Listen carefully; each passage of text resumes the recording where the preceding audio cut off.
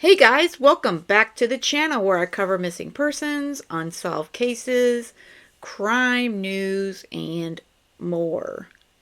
Well, Sarah Boone and her new attorney and his group or team or whatever the heck you want to call them were in court in Orange County on September 19th, Thursday, 1:30 p.m. and a lot went on. Now, my friend Brooks over at Crime Lines and Lies streamed this live. If you would like to watch that, I'm going to include most of it here. There was some issues, very awful issues with their Zoom technology. I thought it was the one attorney. He had it the worst for the defense, Henderson, but it seems as if it was a technical issue on the side of Orange County. So I'm really crossing my fingers and hoping that they get that fixed for the next one. So, without further ado, let's get to it. Judge, do you want me at the podium? However you feel most comfortable, sir. But because we have your co-counsel appearing virtually, I would ask that you direct any argument into the microphone so that they might be able to hear it, sir.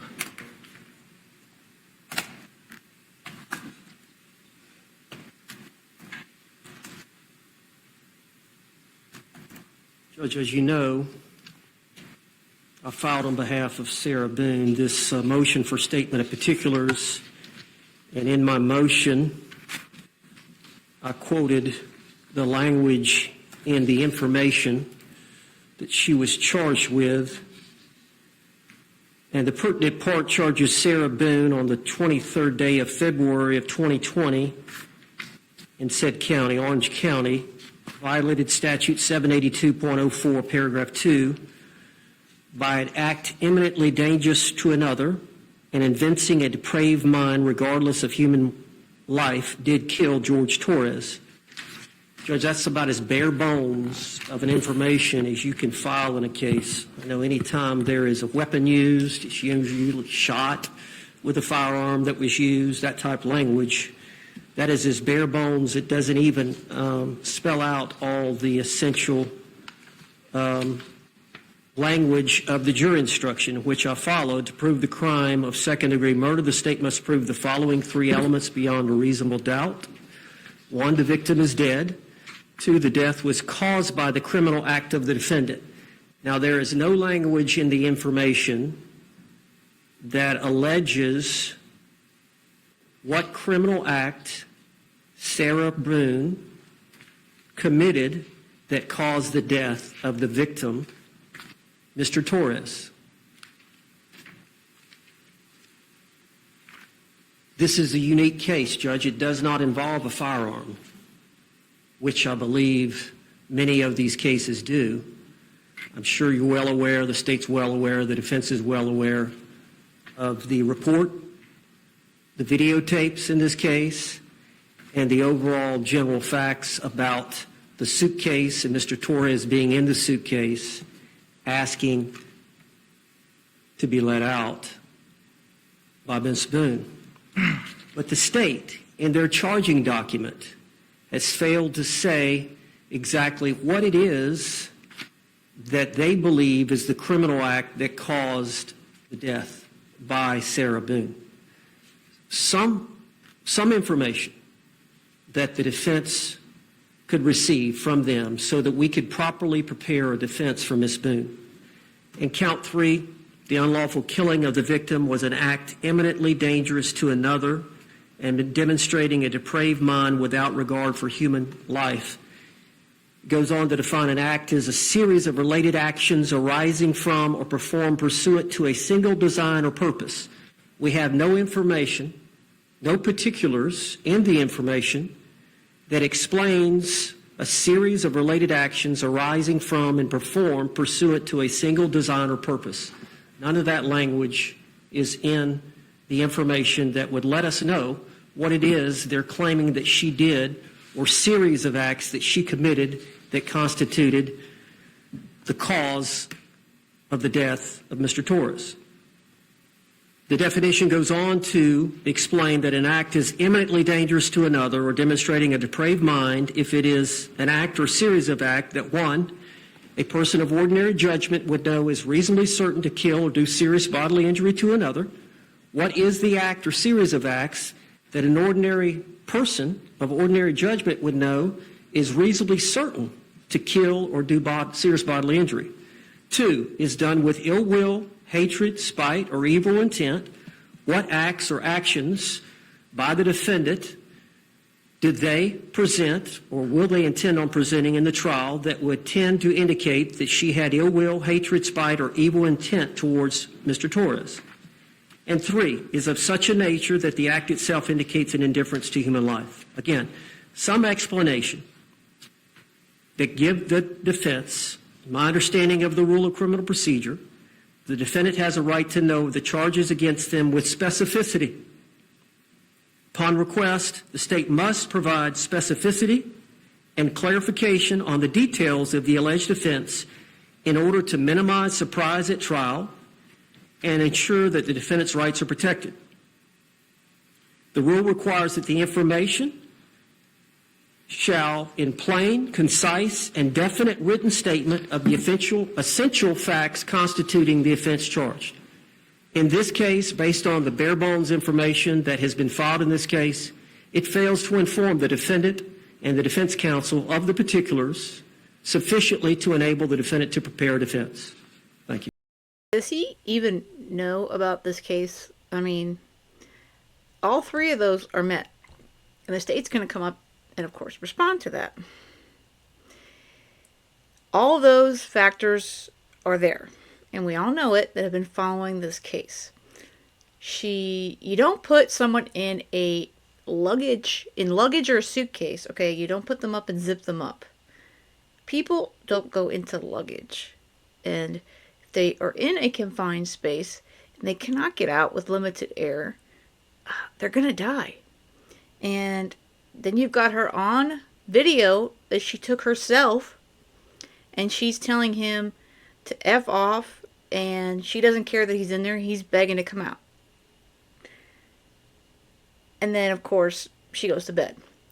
All of these 3 that he's stating that they're not met and that the defense doesn't understand, I mean, anyone that's watched the videos and seen the body cam and the interrogation, I think it's pretty clear, Mr. Owens, that all their burdens are met in this case.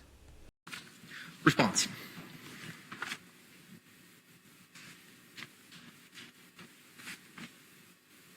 Judge, the state stands by its written response that was filed on September 5th of this year.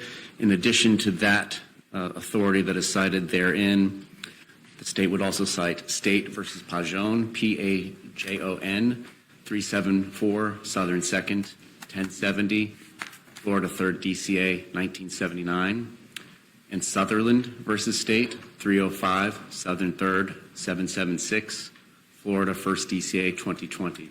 Can I have the second citation again? 305 Southern 2nd. Southern 3rd, 776. And what all these authorities stand for, dating back to well before there were any discovery rules crafted in, I think, 1968, is the position that it's an extraordinary remedy to be given a statement of particulars in a case. The information in this case tracks the statute. That is what is required. There is nothing confusing about it. There aren't multiple allegations of second-degree murder on the same day, leaving her confused as to what we are talking about. There is no exposure to double jeopardy. There is no element of surprise. The state of Florida has provided discovery to the defendant in 2020. The state waived any opinion work product arguments that it had under Williams versus State in going ahead and providing the defendant exactly which exhibits we're going to enter in a trial, exactly which of the witnesses we've disclosed will be called at trial.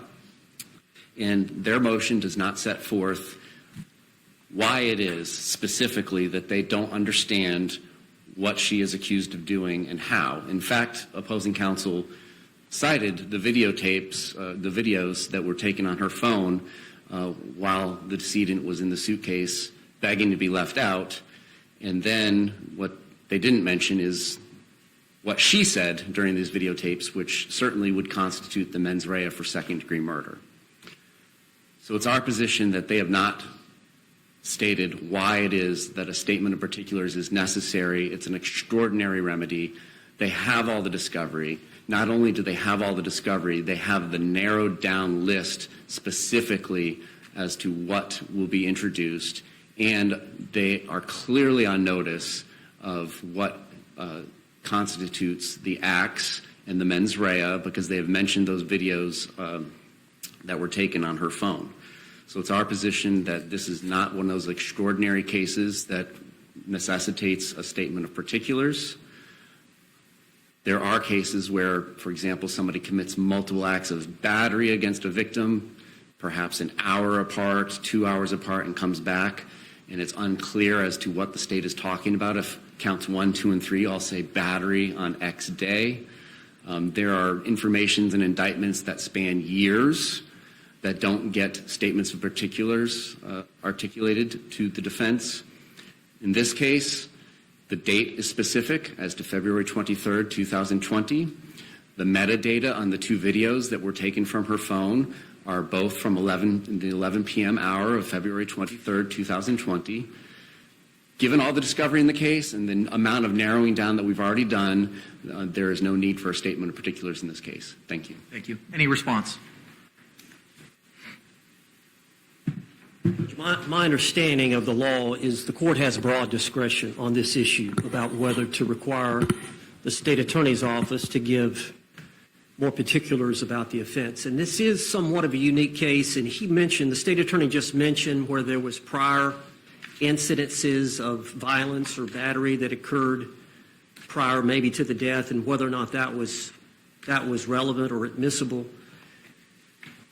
That's the case we have here. Judge, I'm sure you're aware that Mr. Torres suffered from some blunt force trauma that was unrelated to the death. The medical examiner who did the autopsy took photographs and described that there was blunt force trauma on Mr. Torres's body that did not cause the death, that was unrelated to the cause of death. She beat him and or threw him down the stairs, sir. He was suffocated, yes, but those marks weren't just there previously. They did not have a nice, great day and evening in that apartment. She battered him. I completely believe that. And I think she either did it, again, down the stairs, or she used a bat, something else. She kicked it. But he suffocated, but he was also beaten while he was in the suitcase. And that information has not been detailed, whether or not it's relevant to his death, whether or not they're going to try to tie that in to Mr. Torres's death.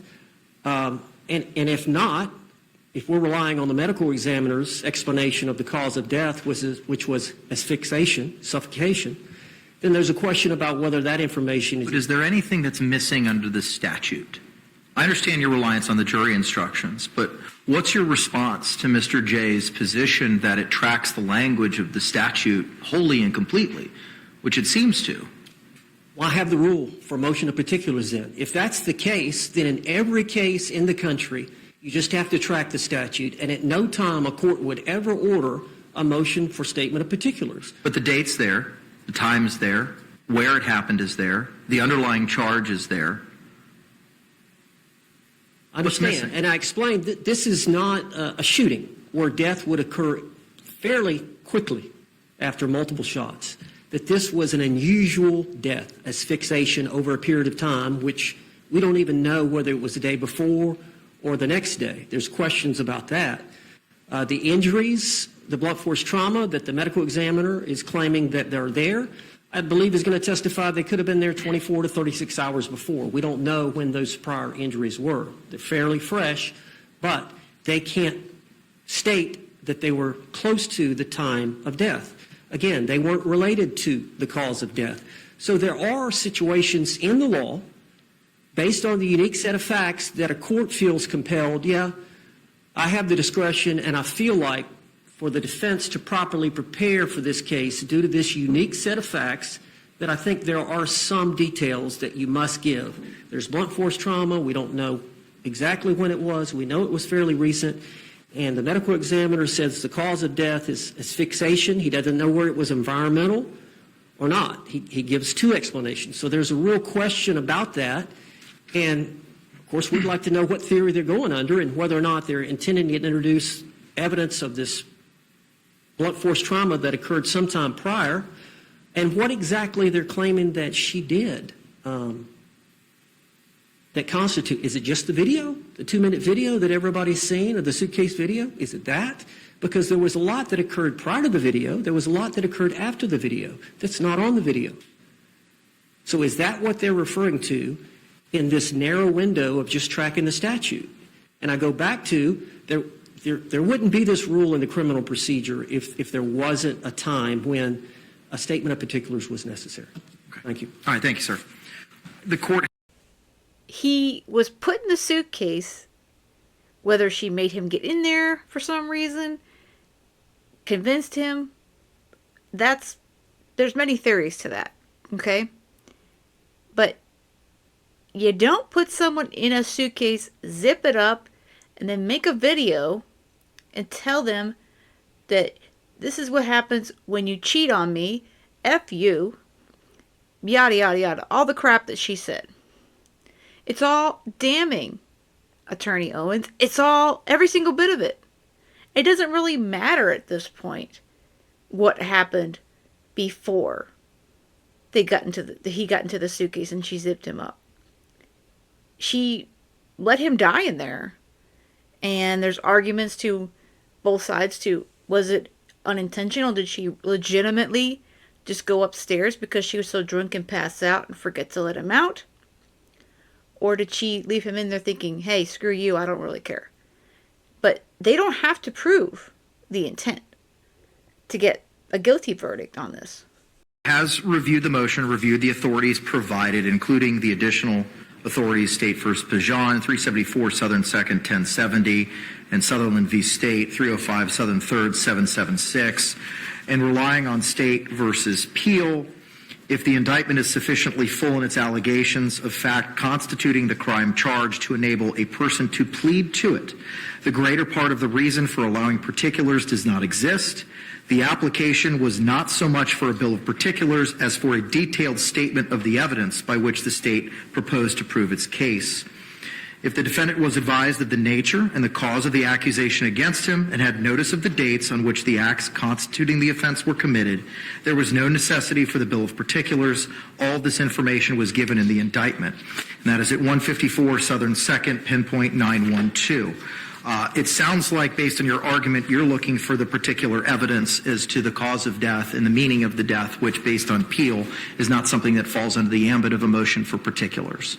So reliance on State v. Peel, understanding the age of this case as well, understanding there have been multiple lawyers who have filed responses denying the charges in their notices of appearance, your motion is denied, looking at the totality of the circumstances. Thank you. One down, denied, more to go. Now to, give me a moment. And I think we could probably address these collectively. The defense's motion for additional discovery filed September 2, and the defense's second motion for additional discovery filed September 6th. Similar to the first motion, the court has reviewed all the authorities and those motions. Mr. Owens, you may proceed, sir. Can I approach the bench? Yes.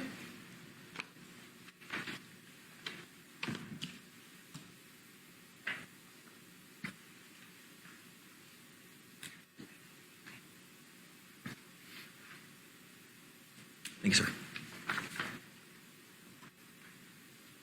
Judge, we're going to handle these both collectively, and I believe we should.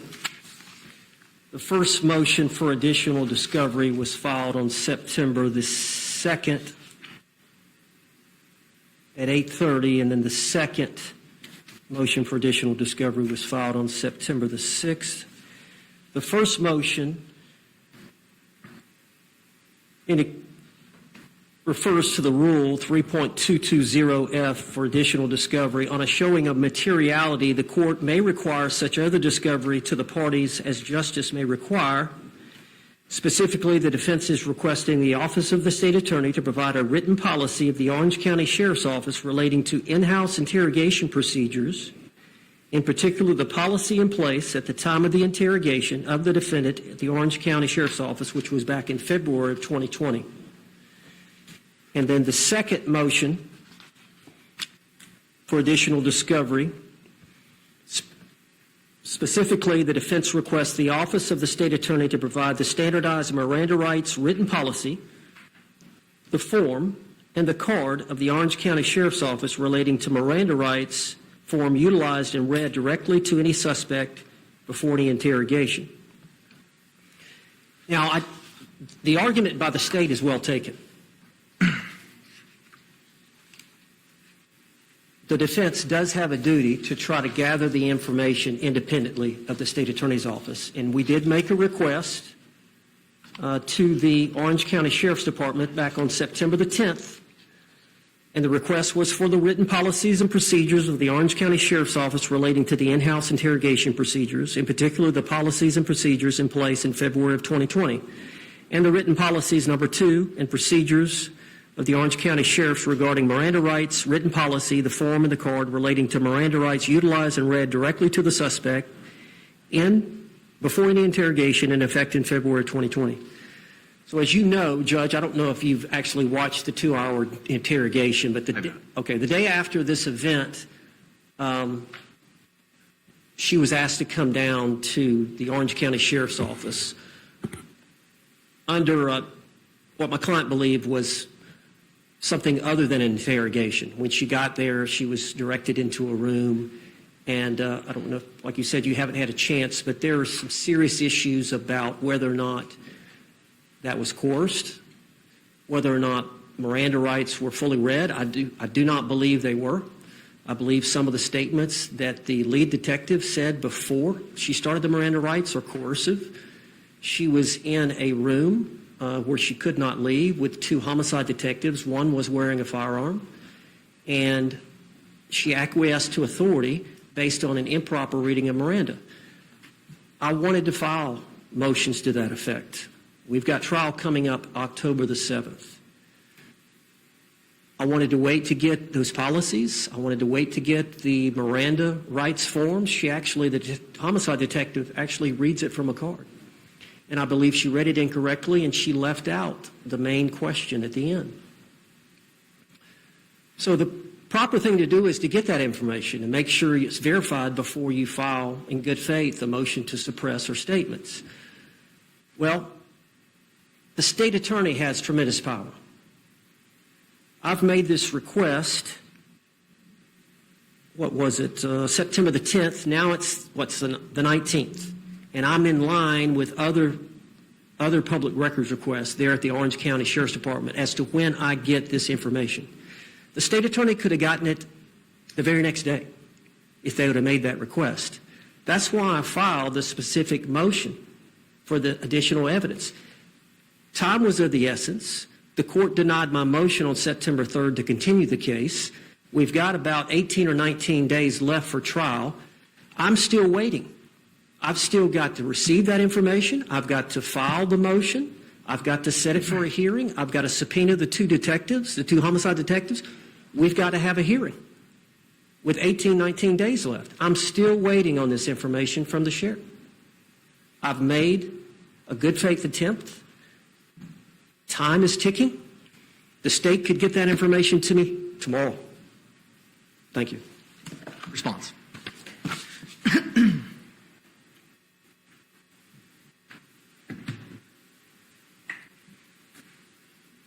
Your Honor, it's not Mr. Owens who's on trial, it's Sarah Boone.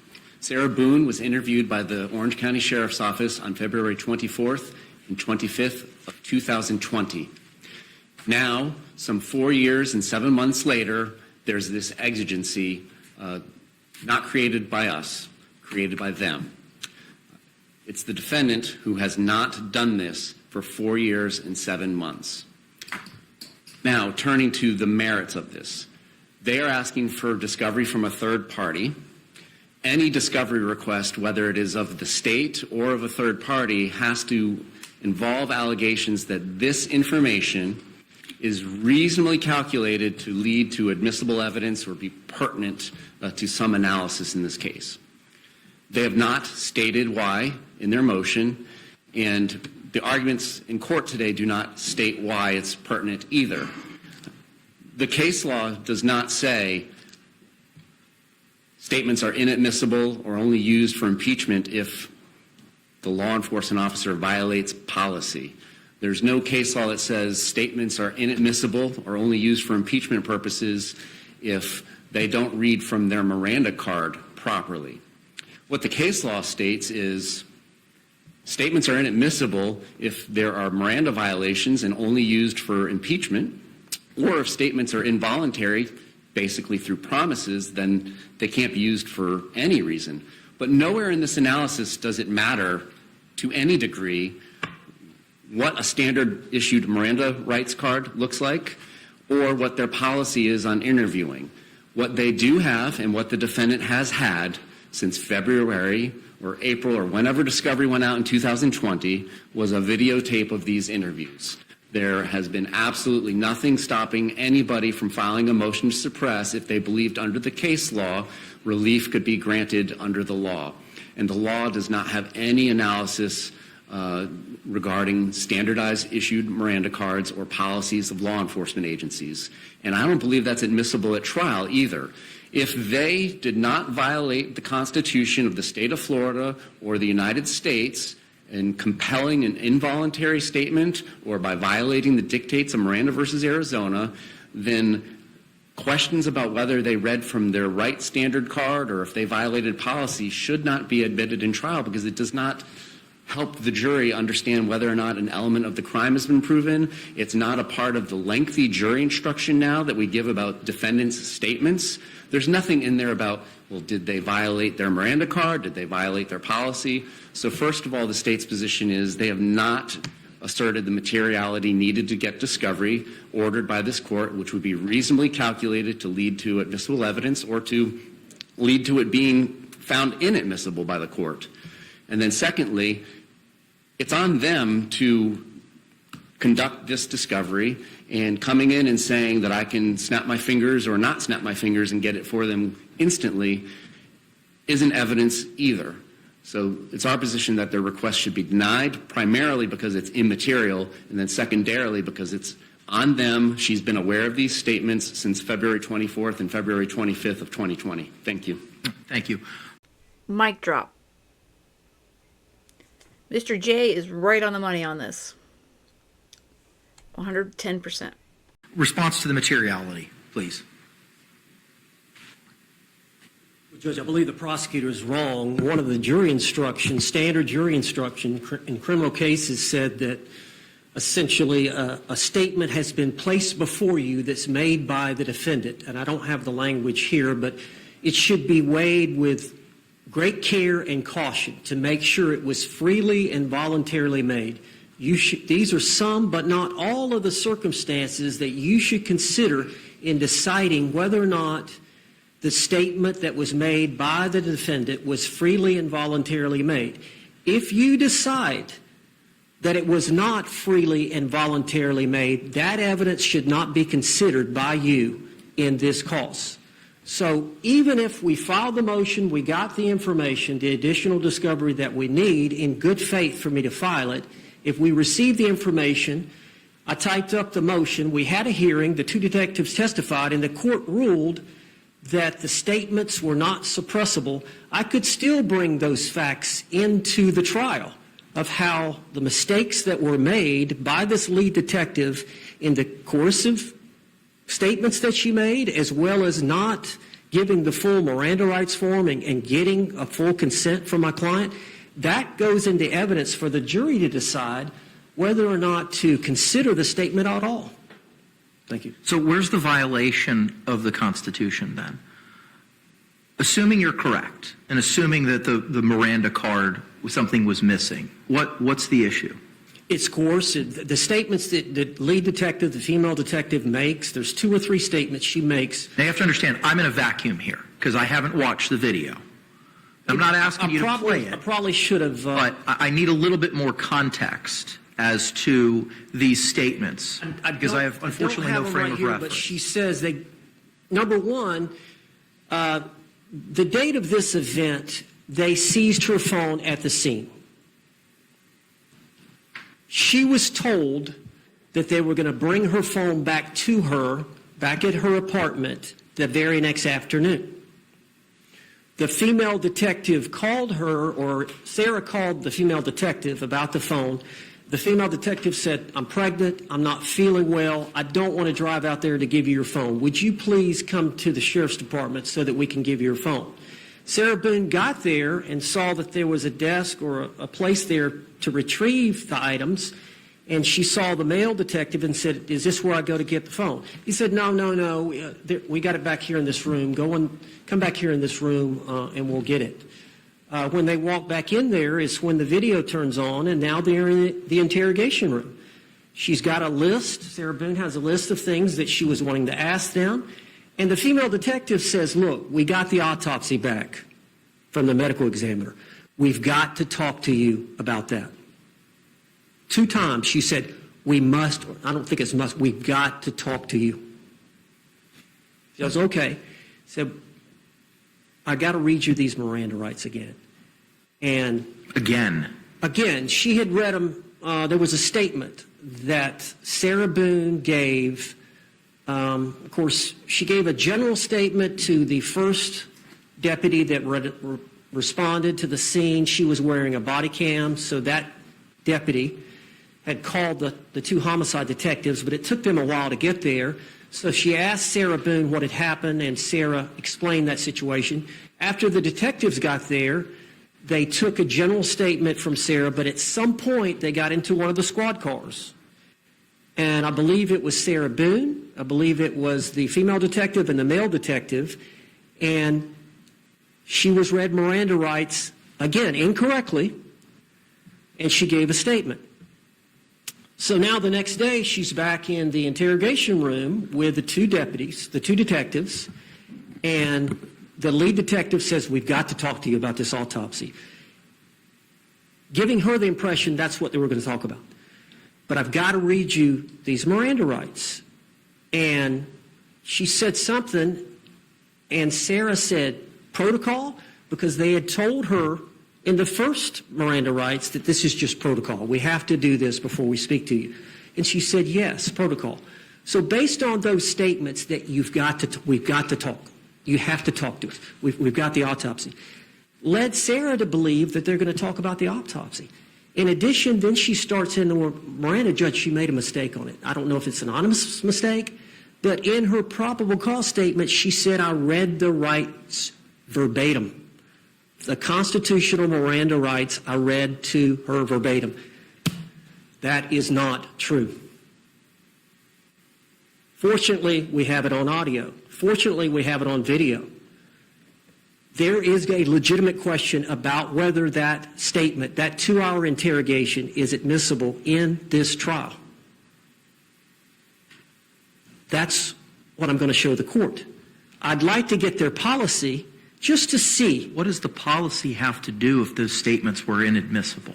What does the policy have anything to do with that analysis? To see if they... Because if you're saying you have a deposition, I'm assuming it's a deposition of the female detective, said I read it verbatim, and you're telling... That's in the probable cause statement. Okay, that it was read verbatim. Okay, yes, excuse me. Formulated the arrest report. It was a supplemental report or either the actual probable cause report. And the representation in there is it was read verbatim. That's correct. Now, you've reviewed that interrogation. It's your position that it was not read verbatim.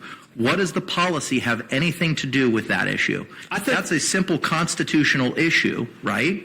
Yes. If there's a case law that buttresses that position, and that de facto is a violation of the Constitution, ergo that confession or statements are not admissible because of the violation of the Constitution.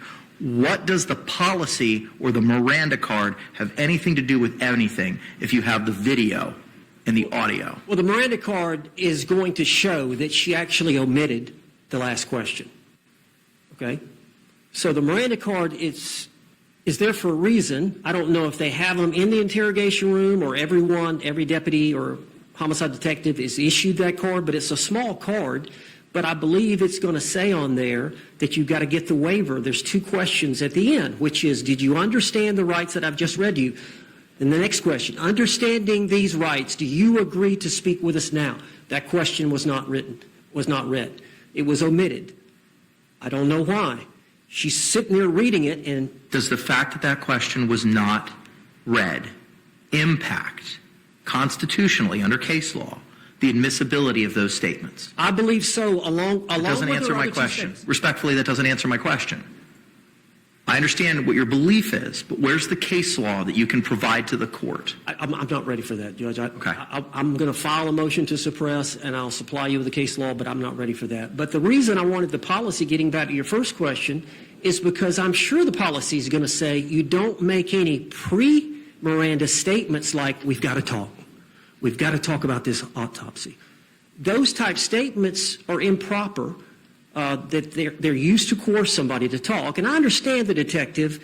They had these videos, the 2-minute video and the short second video, and they had found it on her phone. So the homicide detective was chewing at the bit to get her to talk. So she was trying to induce or influence her to speak to them and to not exercise a fundamental right, not to speak to them without a lawyer being present. So she made those 2 statements preliminarily that I believe the policy is going to say you don't do. Okay.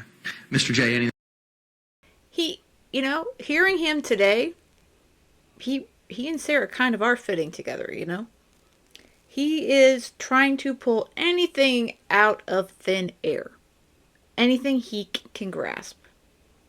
I mean, the detectives gave Sarah, they read her rights.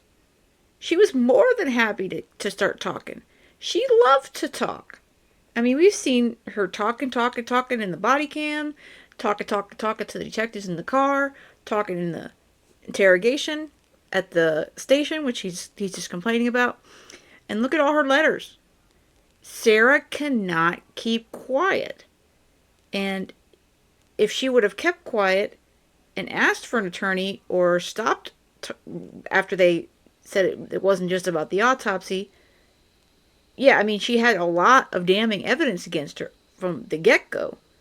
But it's her talking, her mouth, that really continued to dig her hole deeper. Anything else, sir? Just the Orange County Sheriff's Office doesn't set the policy for what is admissible evidence in the court. The United States Supreme Court does, the Florida Supreme Court does, the 6 DCA courts do, and then ultimately, following their guidance, you will decide whether or not a statement is admissible in the state's case in chief or if it's only available for impeachment. But whether or not, let's say hypothetically, she read the Miranda card 100% accurately, she followed policy 100% accurately, the state of Florida can't come in and say, Judge, I know they violated U.S. Supreme Court case law, but they followed the sheriff's office's policy, so these statements are clearly admissible. And the contrast is exactly the same. Whether or not they followed policy or read the Miranda card accurately has nothing to do with the analysis as to whether these statements are going to be admissible or only admissible for impeachment.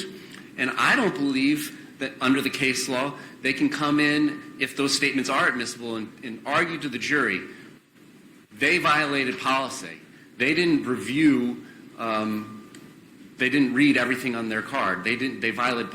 How does that help the jury decide whether or not the statement's voluntary? It doesn't matter what the policy is. It doesn't matter what the card is.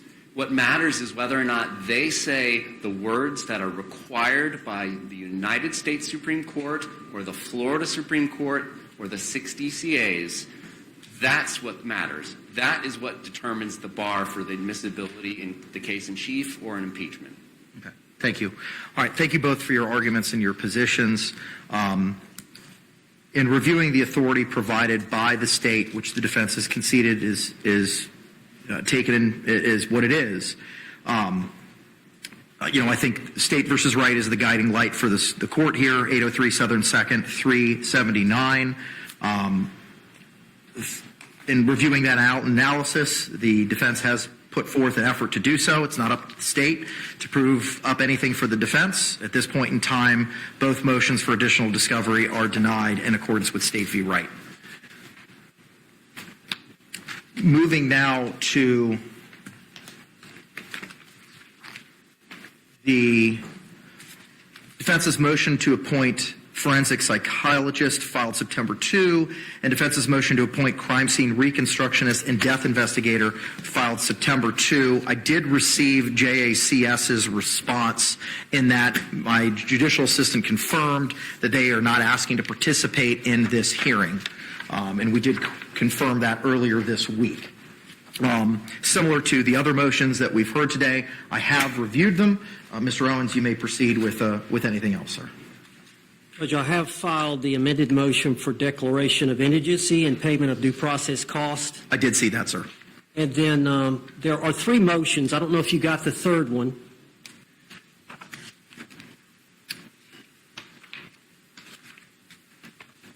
Are you referring to the motion to return property? No, relating to cost. Relating to cost. I don't know that I have. I'm just going by what the notice of hearing reflected. So no, I don't. I filed a second amended notice of hearing. I don't know if you got that. Was it forwarded to my office? Because if it wasn't, I don't know. I'll have to ask Margaret. I don't know. Okay.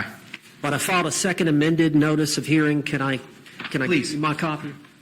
And Mr. J, have you seen that, sir? State doesn't want a dog in the fight with the expert appointments. Understood. Thank you. Judge, what I had done Don't was see I a date on here, Counselor. When was this sent? The certificate of services contains no date.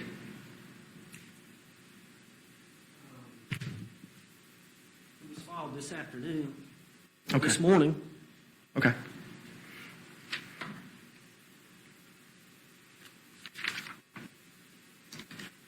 All right, what is the other motion related to cost, sir? Well, there's one for the appointment of the forensic psychologist, Dr. Julie Harper, and it's nunc-pro-tunc. I'd like it to be retroactive to when I actually had to hire them.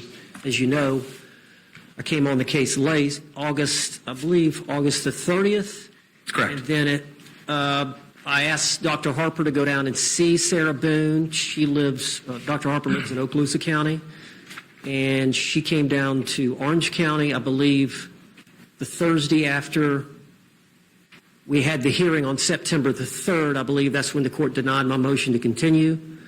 And so, as you know, we had to file the notice of intent to rely on battered spouse syndrome within 30 days prior to trial, which would have been that Saturday, I believe. So she went down, Dr. Harper went down and saw Sarah again. As you know, Dr. Harper had seen her several times early on in the case, back in 2020, maybe 2021. And so she had the most knowledge of, I believe, any of the experts that have evaluated Sarah Boone over the course of these 4.5 years. She was the one expert that had seen her the most. I asked her to go down again in the hopes that the court would appoint her, and she agreed. That was, I think, on a Thursday. She called me that morning, Friday morning, and said, yes, I do believe that she suffered from battered spouse syndrome at the time of this offense. Based on that, I filed the motion. But so she jumped ahead and did some work prematurely before she had been appointed. So I'm asking for those costs for her to do the earlier work, that be considered, as well as Dr. Berkland. Dr. Michael Berkland is a crime scene reconstructionist and death investigator, and I'm asking for the court to consider paying for his fees as well as his transportation costs, as I have for Dr. Harper, again, to be retroactively to the time I asked him to begin work on the case. And then the last... When was that? You're asking nunc-pro-tunc to win on that, also to the August 30th date of your notice of appearance? If possible, yes. That's when I officially got on the case. Okay. Now, as to the third motion for cost, I don't have a copy of that, unfortunately.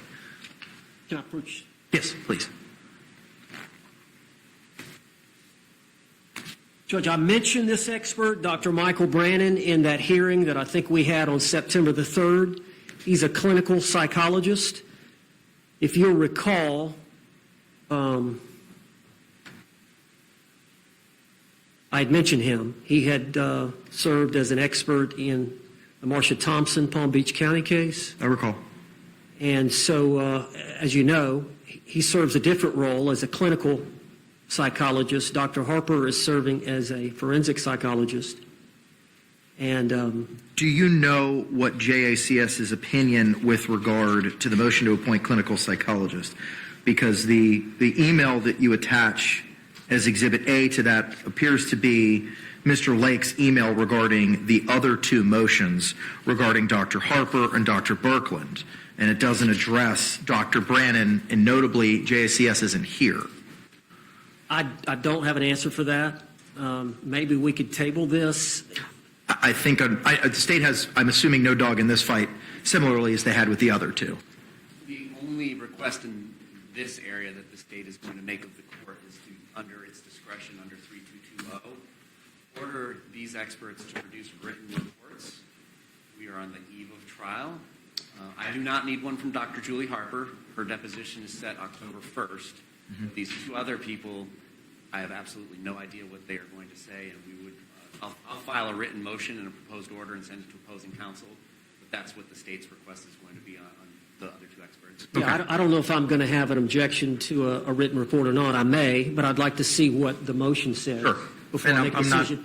But yes, Judge, we have scheduled Dr. Julie Harper's deposition at her office in Okaloosa County on Tuesday, October the 1st at 10:30 a.m. Eastern Standard Time. Is that in person or is that virtual? Is it Central? Is that in person or is that virtual? I believe it. Okay. The state's flying in, and I'm going to be there, Judge. That's the county over from me, Santa Rosa County, so about an hour drive for me, so I'll be there in person. We're going to have probably Kevin Beck that's going to appear by Zoom. All right, so here's what we're going to do.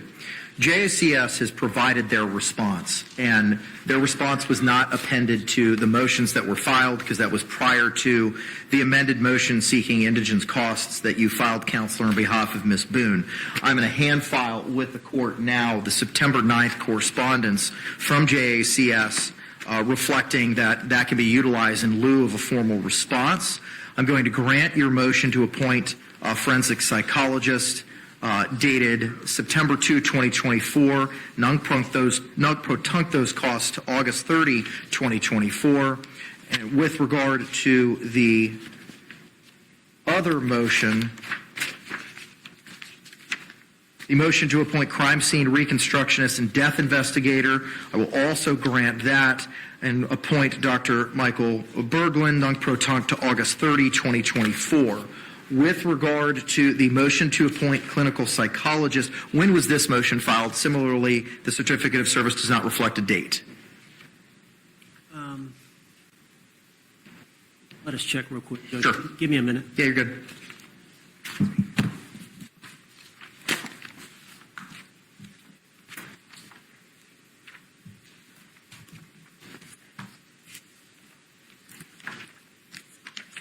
Excuse me. No, Dr. Michael Brannon. It had to be filed. Michael Brannon. While you're waiting on that, I do see on your second amended notice of hearing, you also requested the amended motion for declaration of indigency and payments of due process costs also be heard. When was that motion filed as well, Mr. Owens? It was filed just prior to filing these amended ones. It had to be filed prior to my motions for appointment of these experts. Give me a second.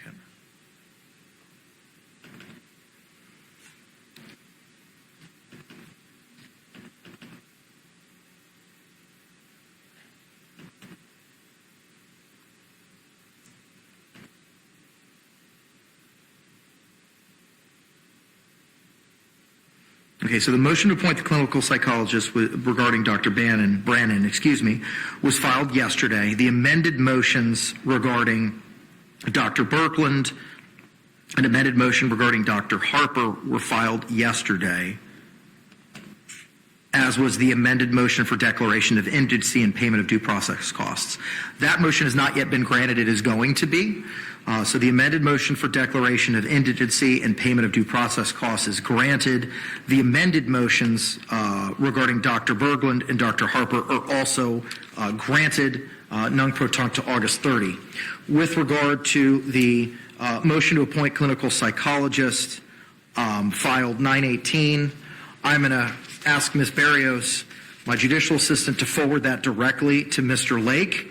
And I know that she's watching this virtually. If she's able to do that now, I would greatly appreciate it, and see if we can get his response to that this afternoon, and maybe we'll be able to address that. It may be a similar vein as to the prior response that JACS had provided. Moving now to the motion for return of property, or in the alternative, motion for independent exam by the defense, filed September 18th.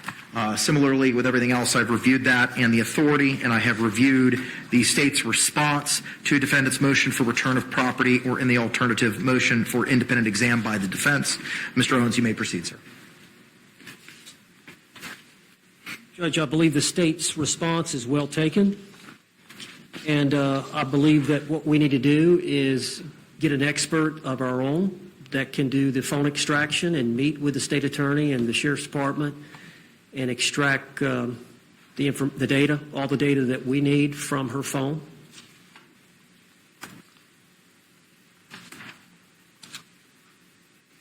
So we would submit that the property should not be, based on the authority the state attorney has cited, the property should not be returned to the defendant since trial is still pending. But in the alternative, we're asking for an independent exam by the defense. Response, if any. As the state has stated in open court while she was pro se, that is absolutely fine. And I've even suggested a name.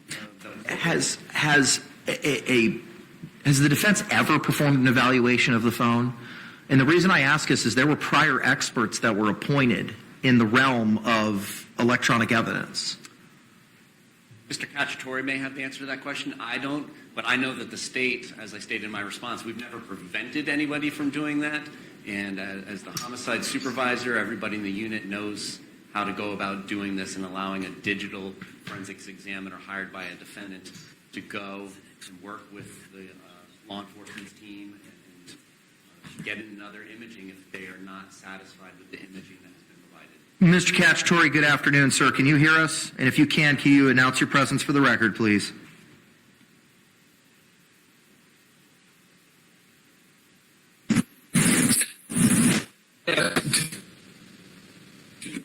There has not previously been a forensic exam of that phone by a previous defense counsel. Okay. All right. Thank you very much, sir. There was a John Sawicki that was appointed back in, not appointed, authorized back in 2020 as to electronic evidence. So I'm going to deny the motion for return of property based on the citations contained in the state's response. And I'll leave it up to you, Mr. Owens, to do what you need to do in order to have that review. All right, I'm going to do my best. We've got about 18 days. I'll cite to the parties for their own benefit. There were motions, specifically defendant's motion to appoint an electronic evidence expert and order the Justice Administrative Commission to pay costs. It was filed back on May 5, 2020.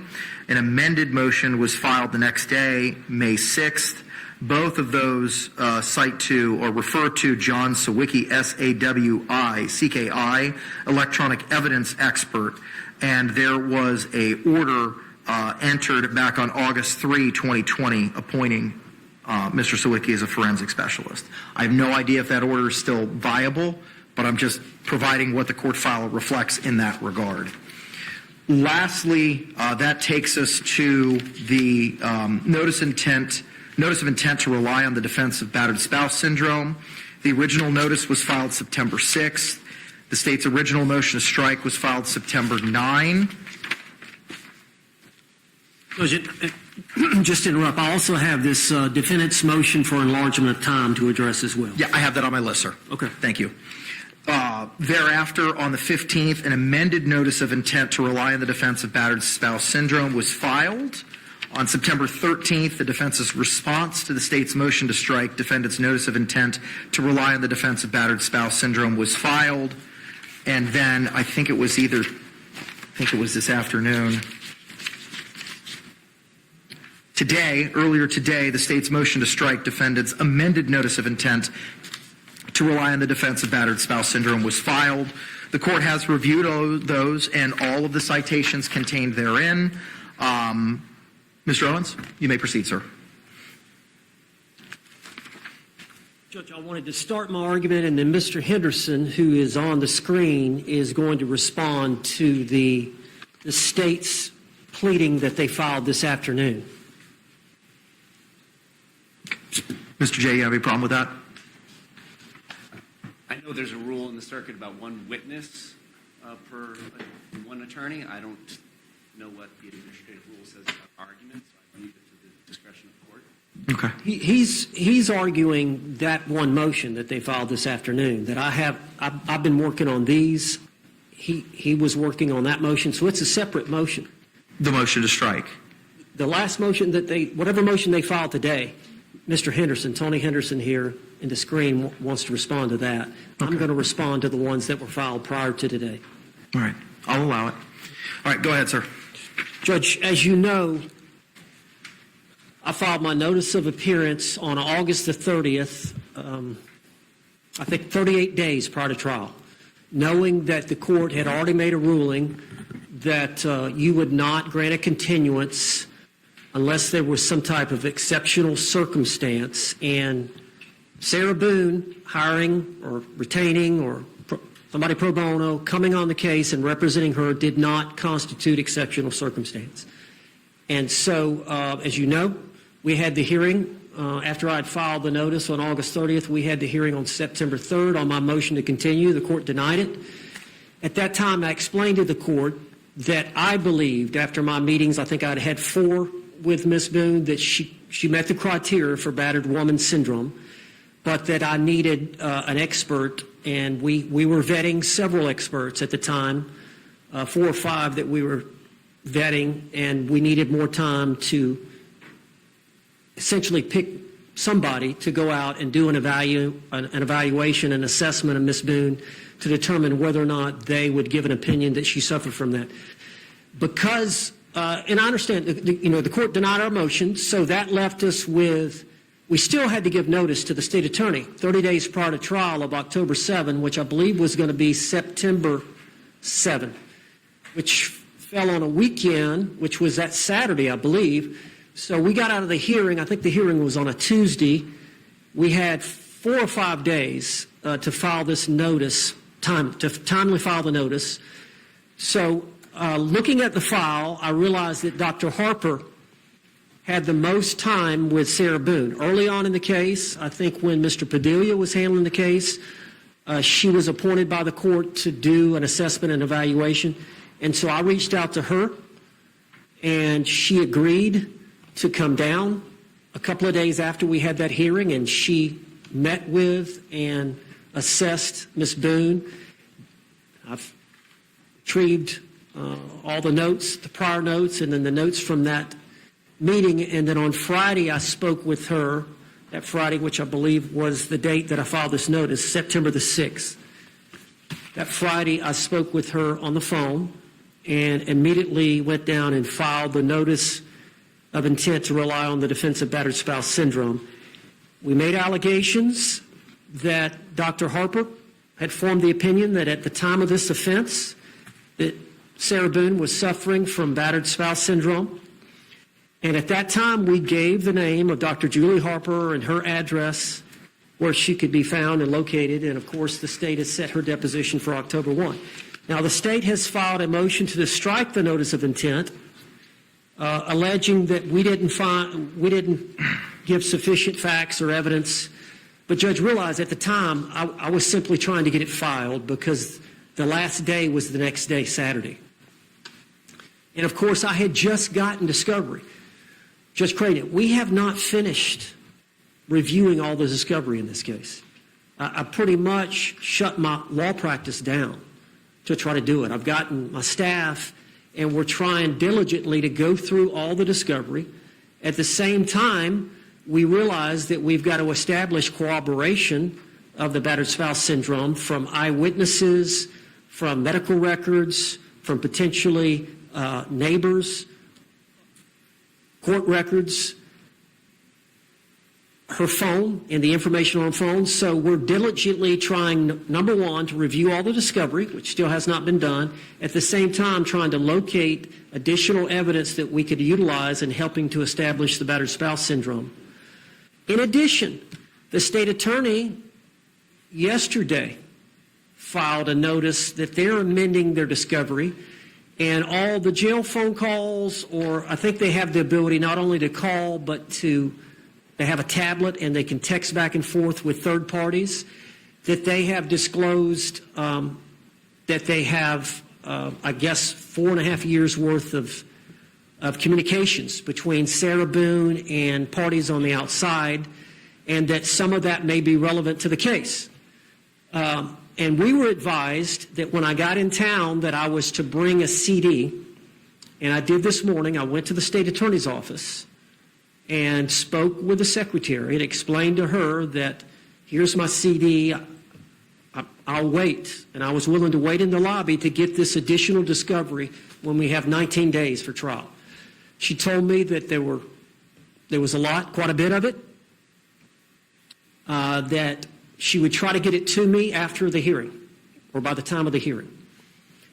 I said, okay. I left the CD. I told her she had my number. She could text me. I was staying at the Hilton across the street from the courthouse. As soon as she had it, I wanted it as soon as possible. A short time later, they have started, I guess, going through that material, and now they're sending discovery through email. I assume instead of the CD, they're going to do it that way. But we are receiving it. But just the volume of discovery that we have to begin with, we haven't gone through. The evidence we're trying to gather to corroborate our defense, and then additional discovery that we were noticed about yesterday, I didn't have time. I knew this had to be filed. I had one more day. As soon as Dr. Harper told me on that Friday, I knew I had until Saturday. I filed it. The state knew. They've had it 4.5 years. They prosecuted the victim in this case, George Torres, at least 3 times. I think there's more like 4 or 5 times. But they opened up a file. They prosecuted him here in this county for battery in violating the conditions of bond relating to staying away from Sarah Boone, but battery on Sarah Boone. They, if anybody, was well aware that there was a potential problem with the habitual nature in which Mr. Torres beat on my client. In addition, my client expressed in the interrogation, which I know the court hasn't seen, please look at the videotape, please look at my phone, please look at the videotape, please look at the photographs. I need my phone to show you. He comes at me. It was ignored. They've had all this evidence.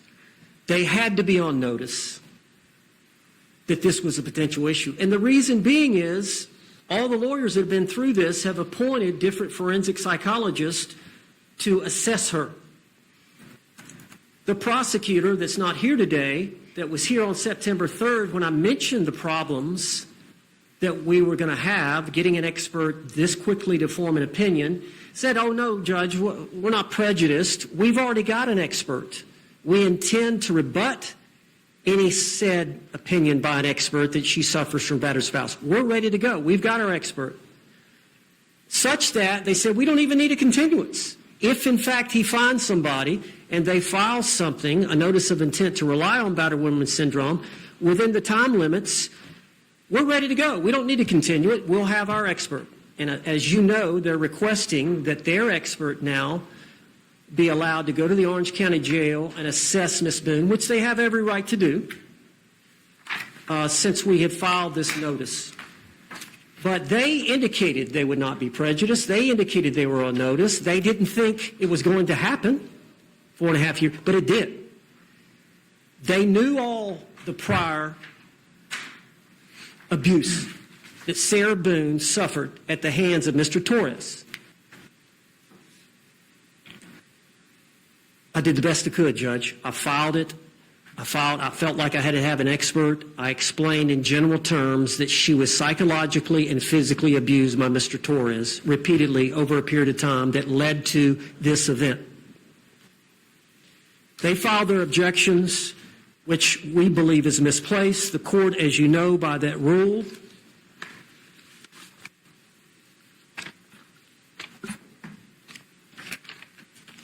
let me find it. Isn't he just like the perfect lawyer for her? And are we in a motions hearing or are we at the trial here? Because, wow, he just goes on and on and on. And Owens is like, well, they've had it for all this time and we just got it and I've been trying my best. Well, sir, you were told by the judge, the court told you coming into this so late, he doesn't care that you're not getting all this time. And Judge Krennic doesn't care that you're shutting down practically your whole practice and you're getting all these other people involved. He does not care. Sarah Boone has been waiting for a trial because of her delays and her issues with 8 other lawyers for over 4.5 years. There's just no more pauses. There's no more holdouts. And yeah, the state's got everything ready to go. But yeah, you're just giving excuses, and the only reason that they sound a little bit better is because you have knowledge as a lawyer. But again, doesn't Sarah and her new attorney here, they really do seem to match up. He said, we get along. Well, I'm starting to see that they might be a good pair after all.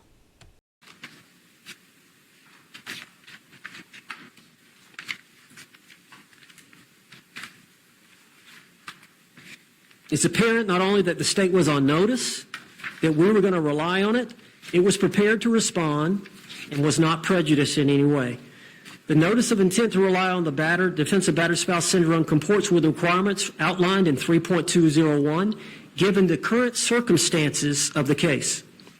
And as you know from that rule, it says the notice shall contain a statement of particulars showing the nature of the defense the defendant expects to prove and the names and addresses of the witnesses by whom the defendant expects to show battered spouse syndrome, insofar as possible. Insofar as possible. I did the best I could, Judge. In addition, as soon as we started going through the discovery and gathering information about the prior events, the prior arrest of Mr. Torres, the prior prosecutions of Mr. Torres, we immediately amended the notice on September the 15th of intent to rely on the defense of battered spouse. And again, listed as many witnesses as we could based on the good faith belief that we had that corroborated either by witness testimony or physical evidence, photographs, videotapes, medical record, whatever we could find that would corroborate our defense. In addition, we've listed the ex-husband, Brian Boone, and the last paragraph, paragraph 14, says the defendant's investigation of evidence to support the defense of battered women syndrome is ongoing. The defense anticipates additional witnesses, photographs, videotape, medical records, court records, and other evidence gathered from the defendant's phone will be forthcoming. This evidence will be disclosed as it is discovered. Thank you. Response, sir. Judge, the state is not surprised by any of the evidence that has been in the discovery for years. I'm not going to belabor the facts in the discovery, but suffice it to say that the decedent and the defendant had a violent relationship, and generally this violence seems to be fueled by alcohol. We're completely aware of all of this domestic violence history, but that does not make a battered spouse syndrome defense any more than being mentally ill without showing more makes for an insanity defense. Their original notice was insufficient, and there's no reason to argue it since they've amended it. So turning to the amended notice, it still does not set forth what they are going to show that shows that she suffered from battered spouse syndrome. Was the decedent isolating her from her family and friends? Was he telling her that if she ever leaves him, he'll kill her? We have these instances of violence between the two of them. And when we get referred to the ex-husband, Brian Boone's deposition and statement, what he reports is that Sarah Boone would attack him, scratch him, punch him, and that she was a habitual alcoholic. And he would have to lay hands on her to restrain her. So we are going to potentially dive into all of this information in trial, but there are still the rules of evidence. And the cornerstone for the battered spouse syndrome defense, which is a misnomer under the case law, because self-defense is defense, and battered spouse syndrome evidence is relevant to help a jury understand why it's objectively reasonable for a battered spouse to stay in a situation that puts them in fear of continued violence. The state, and wherein our confusion lies, is nowhere in any of the witnesses or any of the discovery that they have listed, exhibits that they don't even have been listed, medical records and so on and so forth. Nowhere does it set forth this cornerstone that is absolutely necessary before we get into any of this battered spouse syndrome evidence, before we get into any potential reputation for violence evidence of the victim, before we get into any potential specific acts of violence by the victim, before we get into the rebuttal evidence that is going to be offered against her for her violent nature and her drinking. The cornerstone is self-defense. Her statement to the police is not one of self-defense. It is one of accident. She repeatedly says there was no violence that day. So that is where the state's position is, that their notice is deficient.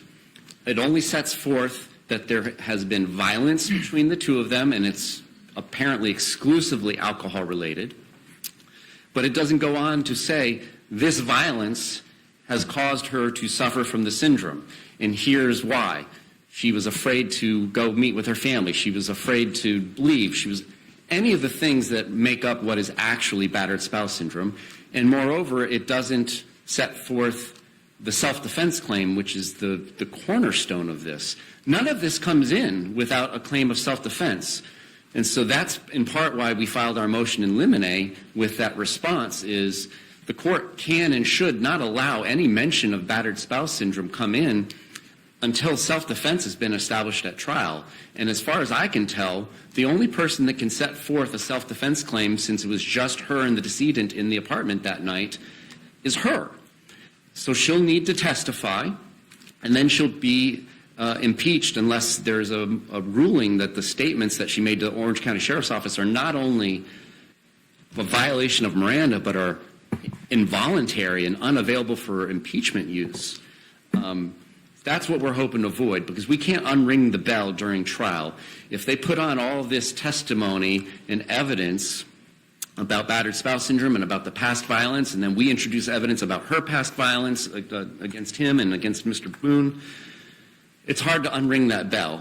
And even though King versus State, a 2000, I forget which year, 19 case, allows the state to point out the things that are promised in a defendant's opening statement but then don't come to fruition, that doesn't unring the bell. So that's what we're asking for. We're asking for sufficient notice. The statement of particulars that is required by the rule, where is it setting forth there is a self-defense claim, and then there is going to be this shown beyond just the past violence between the two of them. Thank you. Judge, they're scheduled to take the deposition of Dr. Harper October 1, so they're going to know fairly quickly what her opinion is. What's your response to Wagner? We're going to talk about Wagner, Judge, and I want to talk about that in a minute, but he's bleeding the argument into state's motion to strike the defendant's amended notice. And I would like for Mr. Henderson to respond to what he said about that. But, Judge. Because I agree. There's two different issues here. The first issue is the sufficiency of the notice, and whether the notice is sufficient under the rule. The second issue, from the court's perspective, is it applicable? And that's the hang-up that I'm having. That's not to be decided today. That's not Wagner, whether it is an accident or whether it's battered spouse and there was self-defense. That's not to be addressed today or not to be decided today. That's going to be based on the testimony from Ms. Boone about what was going on. But I'd like Mr. Henderson, if you don't, But that's not what Wagner stands for. Wagner didn't allow. Wagner struck after multiple amendments, and the court, and we can take judicial notice of it if you want to, the court has pulled the file from the trial court in Wagner and has looked at the notices that were filed in that case for the battered spouse defense. Judge, ultimately, the female defendant in that case claimed that the firearm discharged accidentally. Correct. And the court ruled, hey, you can't have it both ways. It can't be an accident and at the same time be intentional that you committed as self-defense because you're a battered spouse. Right. So how is battered? It's premature for them to be arguing the question of intent. But that's not what Wagner says. What Wagner specifically says, although the trial court found the third legally sufficient, the court granted the state's motion to strike the notice and precluded appellant from presenting the battered spouse syndrome evidence at trial. And the DCA says that the evidence underlying in that case was all accident. Specifically, the located battered spouse syndrome as admissible where the defendant claims accident rather than self-defense. We're not claiming accident. Well, then what are you claiming?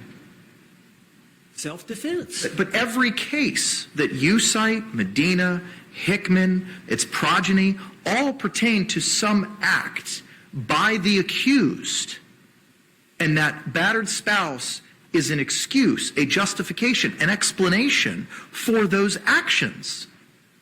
How is your purported defense applicable legally? That's the reason we asked for the statement of particulars, Judge, so we could find out exactly what they were claiming that she did, what overt act or what omission. The overt act, was it zipping him into the suitcase? Was that the overt act that caused the death? But all of the battered spouse syndrome cases talk about a defensive issue. Not meaning defense, your side of the ledger issue. I mean an action in defense. Wagner fired the gun. It was accidental. Hickman fired a gun. There was an act that was done by the victim or by the defendant in those cases. And battered spouse was used as an explanation for why it is that they did. How is that applicable to the case at bar? I assume they're going to say she overtly zipped him up in the suitcase. I assume they're going to say he was asking to be let out of the suitcase and she refused. She failed in a duty to act. Later on, she went upstairs and fell asleep. So it's either an act or an omission, but they're claiming an act or a series of acts led to the death of Mr. Torres, which they have alleged was directly caused by Sarah Boone's actions or non-actions.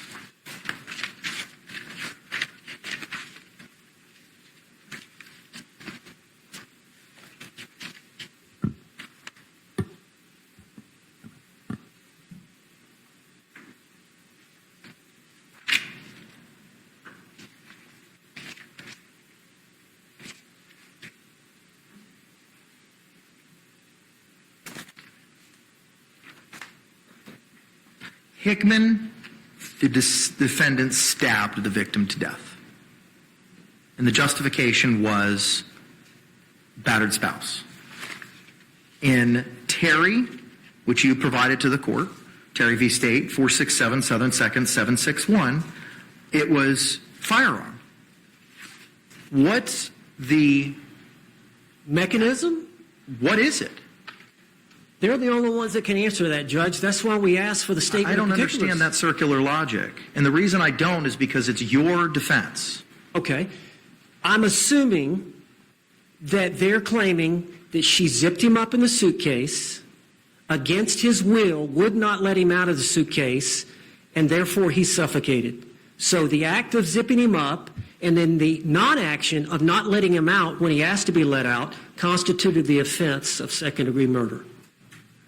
That's the only explanation that we can come up with based on the report, based on the evidence we have. But, Judge, you remember Marsha Thompson, the Palm Beach County case? But there was a firearm. There was a firearm. She discharged a firearm. Remember Dr. Brannon said, on the issue of imminent threat, it is in the mind of the battered spouse woman. Right there's the words. Imminent threat. That's correct. There was a threat. Now, I don't know all the cases. I don't know the facts and circumstances of that West Palm Beach case. I don't. I know snippets that you provided to me, but I haven't read any opinions on it. I don't know where it is on the DCA or appellate perspective, and trial court findings are not binding on another trial court. I mean, the case law is very, very clear on that. Judge, the state doesn't know what happened the 2 minutes prior, or the minutes leading up to, the time leading up to the 2-minute video. The state doesn't know what happened after the 2-minute video. Only Sarah Boone can testify to that. That's for her to testify to. Florida, the appellant has not cited, nor is our research located, any Florida case holding that evidence of battered spouse syndrome is admissible where the defendant claims accident rather than self-defense. Who claims accident? Are you claiming self-defense? Yes. Well, that's the first time that I've heard that. Judge, I just mentioned it a while ago. The word self-defense never came out of your mouth. Judge. Words that you believe that the state's position is, what you believe that they're going to try to establish, that we don't know what happened before and after that video. The word self-defense have never been uttered this afternoon. Judge, for the record, we're claiming self-defense. We're utilizing the battered spouse syndrome in conjunction with that defense. Okay. All right. Not accident, as they want to allege. Okay. Does your compatriot want to provide response further? Okay. All right, yeah, it's a lot, and I'm not going to include the attorney Henderson because he's on Zoom, and it is awful. He sounds... Remember in the Peanuts cartoon, for those that remember? Like the teachers, where it was like, wah, wah, wah, wah, wah. It's like that, but it's much, much worse. So I'm going to get it up to the part where the judge makes his decision on this. Mr. J, any response? It sounds like we're largely on the same page. The one point that I would strongly disagree with is that this evidence of battered spouse syndrome is relevant to the subjective belief of the victim or the defendant. That is not what evidence is used for. It's used to help a jury understand what an objectively reasonable person would do in those circumstances. And there's more cases that I have not cited because I didn't know that would be raised today. But they kicked out PTSD testimony just last year, I believe it's an Okendo, because it was going to the subjective beliefs of the defendant rather than helping the jury understand why an objectively reasonable person in a battered spouse syndrome would stay. With that notwithstanding, it appears we're on the same page, that the jury should not be hearing anything about battered spouse until the predicates are laid. And from the state's position, to help us prepare for trial, pleading should be sufficient. And it's still our position that the pleading was insufficient. The state is well aware of the past violence between the two of them, with her being the aggressor and the decedent being the aggressor. There's evidence of that all throughout the discovery. But what isn't present anywhere in the discovery, and what left the state at a lapse in understanding this defense in particular, was, did this violence cause her to suffer from battered spouse syndrome? And what is this evidence going to be? Was he isolating her? Was he keeping her away from family and friends? Was he psychologically breaking her down? Was he doing any of these things that are a component of the battered spouse syndrome? Because all we have is her statements, which are almost 100 pages long, to the sheriff's office, where she repeatedly says that night that nobody laid hands on one another. It was a great night. We were hanging out, drinking wine, doing puzzles, painting, dancing with the dog, and then like everybody else, we were playing hide and seek, and he got into the suitcase, and I accidentally went to sleep. And then she's shown her video. But her statements are all that it's an accident and that there was never any claim of violence that day between the two of them. So that's wherein the state's confusion lies.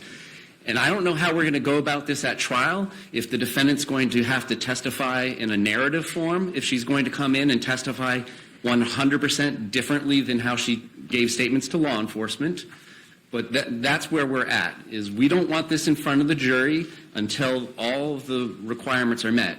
And as far as I know, the only person that can say that it was a justifiable use of force that night is her, because it was only her and the decedent in the home that night. And thus far, she has not made any statements about a justifiable use of force. And then our second complaint about the intent to rely on the syndrome, again, without repeating myself, is it just sets forth that there was past violence between the two of them, but no particulars about what actually makes up the rest of the syndrome. Thank you. Any other final positions offered in rebuttal to the state's argument, either Mr. Owens or Mr. Henderson?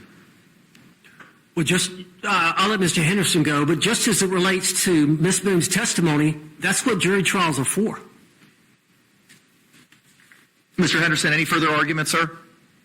You're muted. You will have to unmute yourself.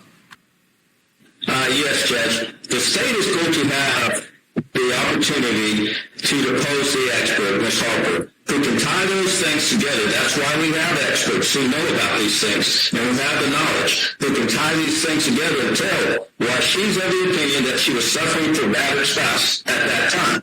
The notice is simply to require to let them know that we're seeking this avenue and here are the witnesses that we're using to seek the avenue. We don't have to list a specific number of witnesses. It's just the ones that we intend to use. And as Mr. Owens has told you, this is an ongoing process and we'll probably be adding more. But that's all I have. Thank you. All right. Thank you very much. The court is going to take the issue under advisement and provide a written order. I'll endeavor to do that by the end of the week. Last is the defendant's motion for enlargement of time, filed September 17th. Mr. Jay, have you had the opportunity to review that? Yes, Your Honor. Okay, all right. Any problems with proceeding with that this afternoon?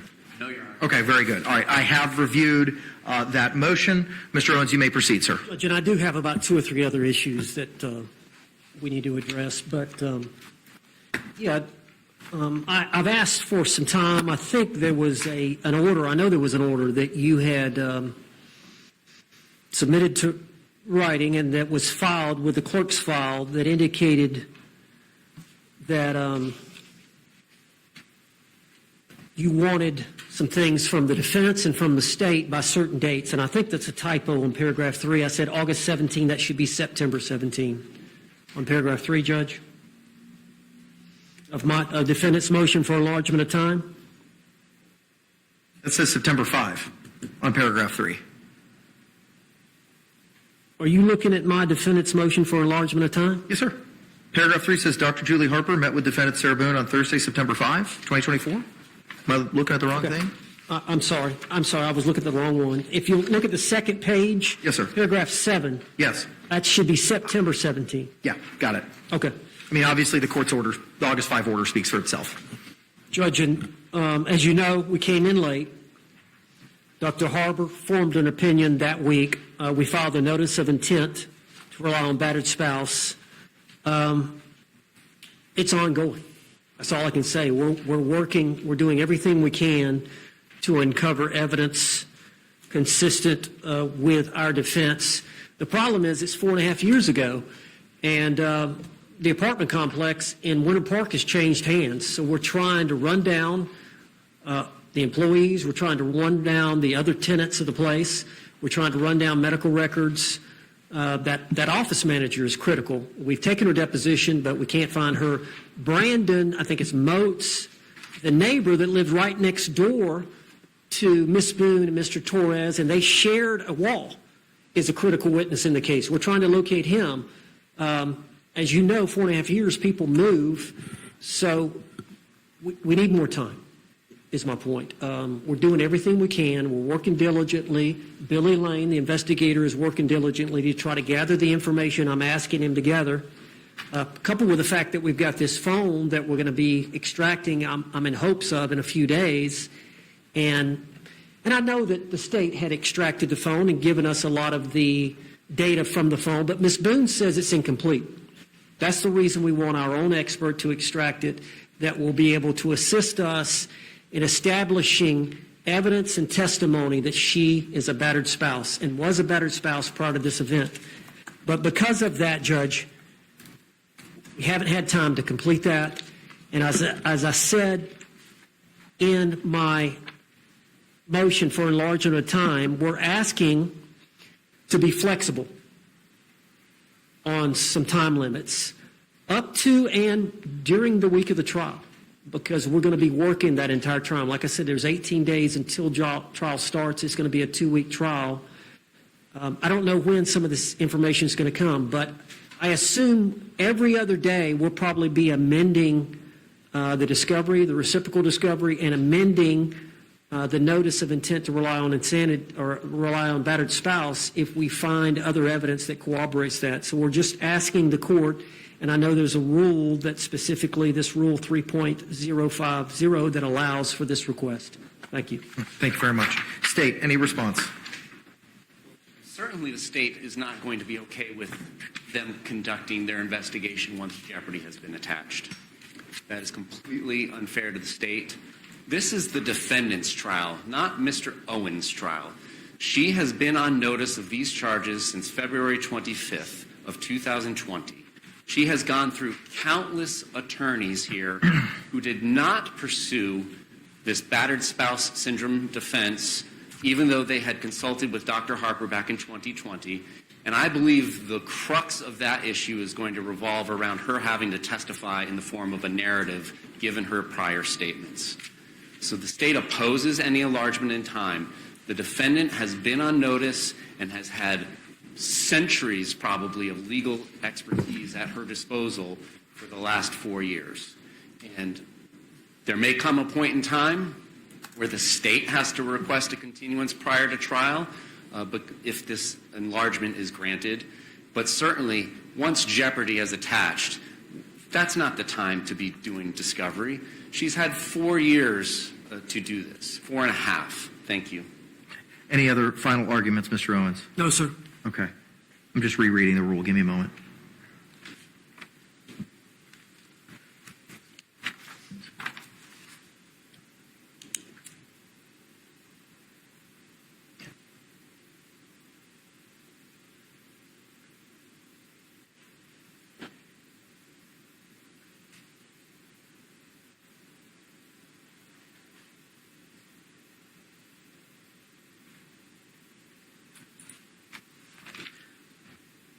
Mr. Owens, as I stated when we had our hearing on September 3rd, at that point in time, the court had outlined the history of the case, the court's prior findings, the numerous experts that had been retained throughout this case, and I understand the position that you find yourselves in. But at the same token, based on the same analysis that the court had relied upon in its oral pronouncement in denying your continuance on September the 3rd, I'm going to grant your motion and deny your motion in part. With regard to the filing of objections to the state's exhibits, by your own statement, you're still in the process of going through those. The deadline expired on September 17th. So I believe that we're using the second portion of the rule with regard to that issue because there was a requirement to provide those names, and this motion was filed on the 17th.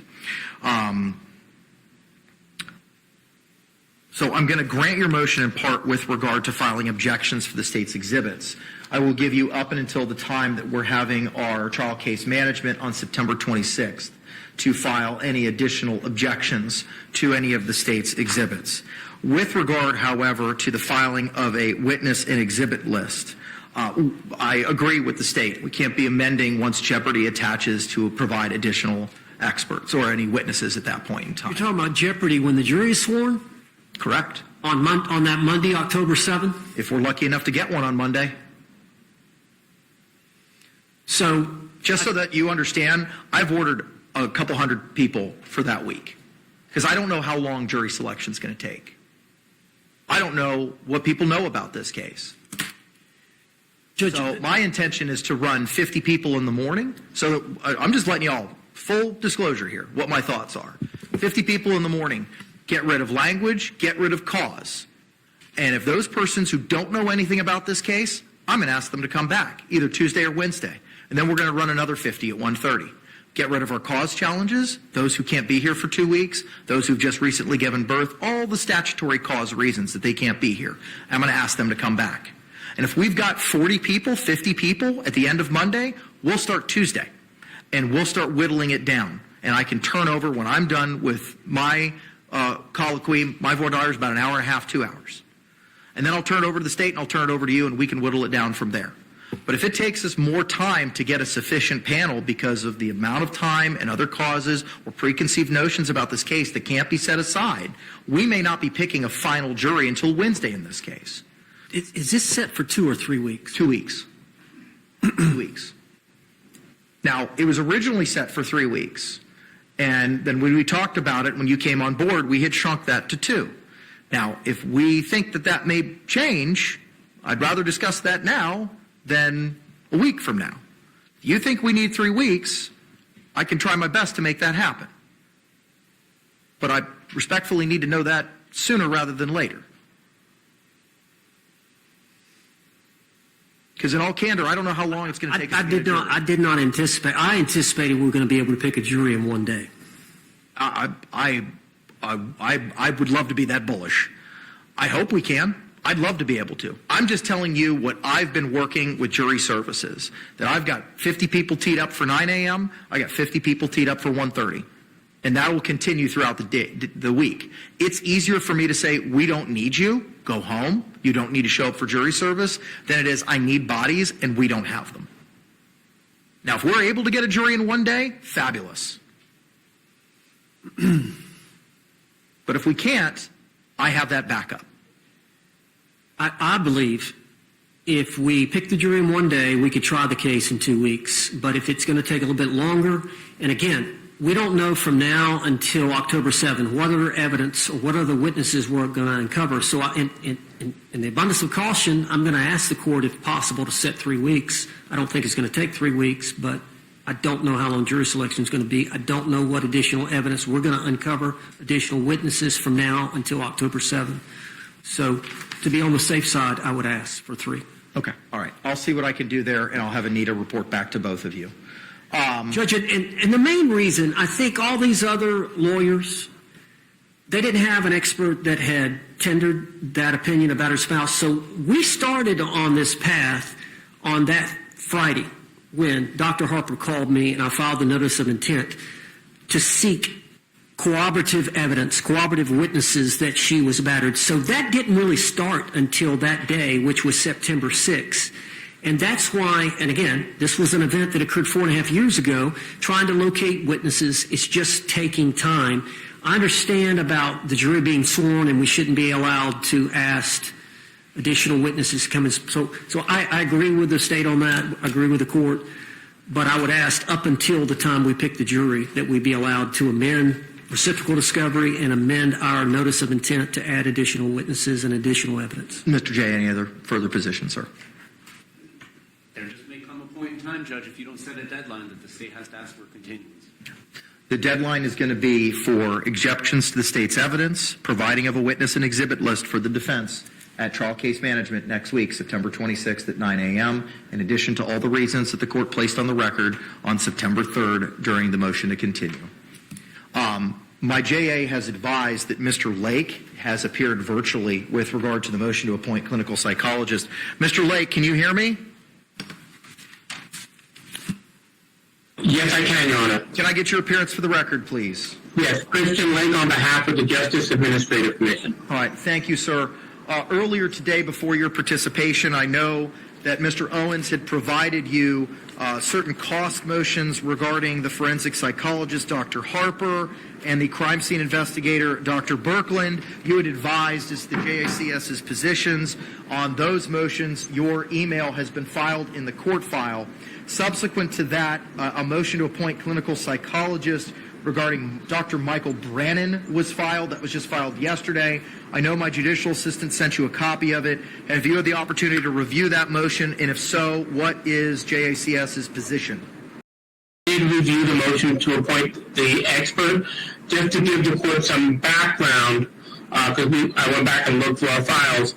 So far, the defense has incurred, this is prior to Mr. Owens' involvement, but so far the defense had previously incurred $7,500 for one mental health expert, and that's the same mental health expert that's being, not this expert, but was the other expert being requested, was requested by the defense in the other two motions. The defense also incurred $1,800 for a mental health expert that was hired by Ms. Cashman. That was, let me just get the right name. I don't want to say the wrong name, but she was paid $1,800.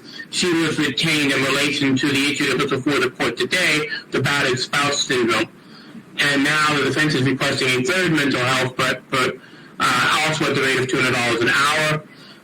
Based on the nature of the case, Your Honor, we have no real, other than objecting to the rate because it does exceed rates for the circuit, we don't have any other concerns about the appointment of the expert. It would be the third mental health expert appointed to assist the defense.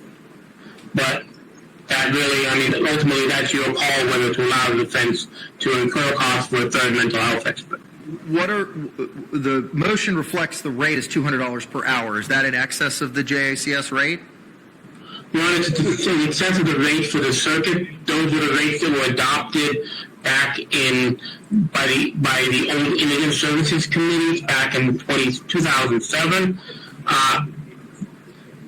We essentially generally don't ask for a hearing unless the rate is over $200 an hour.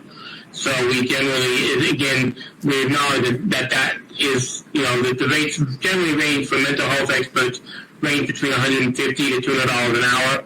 So we don't particularly object to them. As far as what the rates were at that time, they are posted on our website, and I'm pulling them up right now because for the Ninth Circuit, the rates for medical doctors and psychologists are $160 an hour for out-of-court services and $178 an hour for in-court services. State anything further? Nothing on this. Okay, all right. The court is going to grant the motion to appoint Dr. Brannon. I know that the state advised that this is not going to be nunc-pro-tunc because I've received nothing from you, Mr. Owens, that he's done any work yet. That's correct. Okay, so this will be effective as of today, the 17th of February. September? Yeah, is that not what I just said? I'm sorry if I said a different date. I will take it under advisement the issues pertaining to the battered spouse syndrome and provide a written order. You had advised there were some other issues that you wanted to bring up, sir.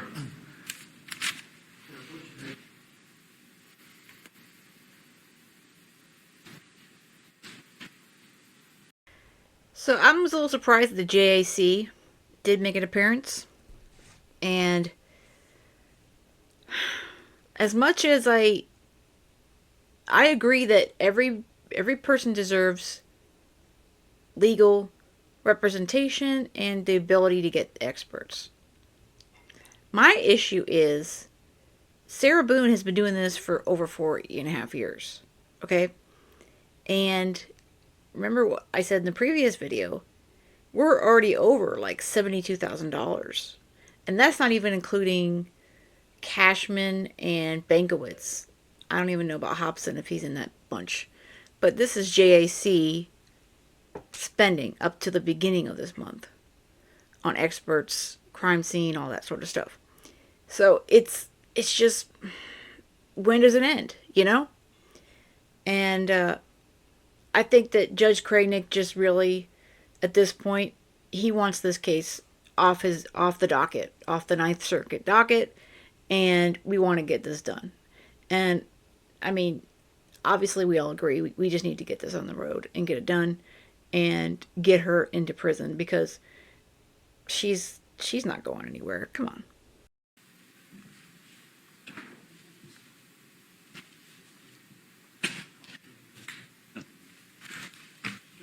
This relates to the investigator, Billy Lane, who's working with the defense, and his potential costs up to the trial.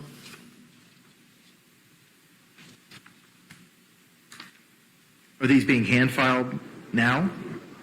Mr. Lane handed them to me right before we came in, so I'm going to have to scan these in and file them. Okay. I wanted the court to be aware. If you want to address it at the September 26th case management conference, we can do it then. Let's do that. Just do me a favor if you could, sir. Once they're filed, just forward them to Ms. Barrios. Okay. So that I've got hard copies of them. All right, I'll do that. give these back to you, sir.